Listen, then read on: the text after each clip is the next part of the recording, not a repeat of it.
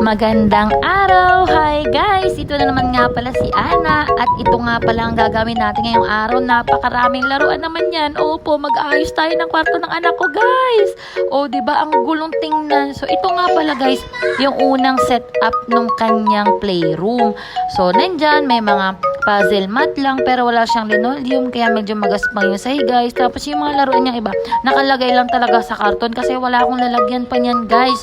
At nandun lang sa gilid yung iba niya mga toys. Hi guys! Hi! So ito nga guys yung unang sinet up namin. Bumili pala ako dyan ng mga, ano bang tawag doon?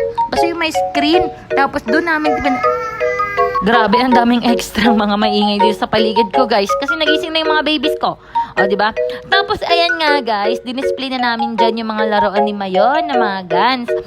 Nakita ko kasi to guys dun sa mga nagko-collect talaga ng mga Nerf at saka X-Shots na guns. Kaya ginaya ko ni siya kasi ang ganda nga tingnan talaga kapag naka-display siya.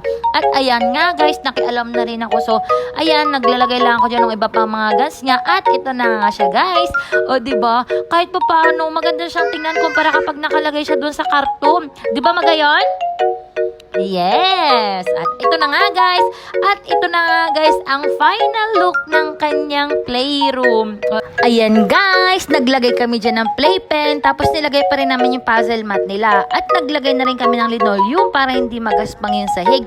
So ito nga na pala yung mga bago niyang lalagyan ng mga toys niya. Mas maayos na siyang tingnan kaysa doon sa mga karton na tinanggal namin.